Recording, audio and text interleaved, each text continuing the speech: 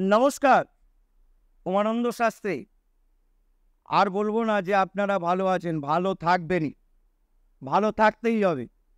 আমার সঙ্গে যাদের যোগাযোগ তাদেরকে আমি বারবার একটা কথা বলি, বাস্তবতা মেনে চলুন। আজ সেরকমই আরেকটি কথা নিয়ে আপনাদের সামনে এসেছি। আপনারা জীবনের সমস্যায় জর্জরিত, নানান সমস্যা, গ্রহরিষ্ট দোষে দোষী। আপনি যে জ্যোতিষীকে দেখিয়েছেন তিনি বলেছেন বৃহস্পতি খারাপ, মঙ্গল নেগেটিভ, শনি অঙ্কের সঙ্গে বসে ঘরটাকে পুরোপুরি নষ্ট করে দিয়েছে। এই সব কথাবার্তা যারা বলছে, যাদের কাছ থেকে শুনেছেন, একটা কথা শুনে রাখুন।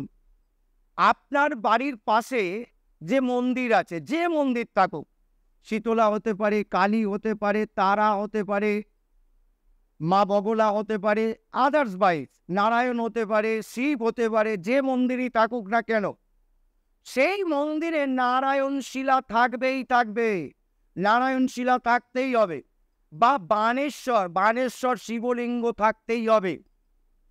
যেখানে আছে সেই স্নানের জল সংগ্রহ করুন, নারায়ণ শিলা স্নানের জল সংগ্রহ করুন।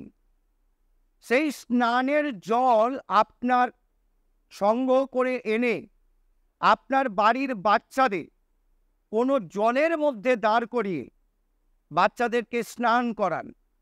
যার গ্রহরিষ্ট কুপিত, যার গ্রহের দশায় চলছে, যে গ্রহের গণ্ডগোল চলছে, সেই সব ব্যক্তিকে, সেই সব বাচ্চাকে, সেই সব মহিলাকে, আপনার বাড়ির সমস্ত সদস্যকে নারায়ণ শিলার জলে স্নান করান, কিন্তু পাটা কোনো রকম জলে ডুবে থাকবে। এই অবস্থায় মাথা থেকে নারায়ণ শিলার জলটা ঢালবেন।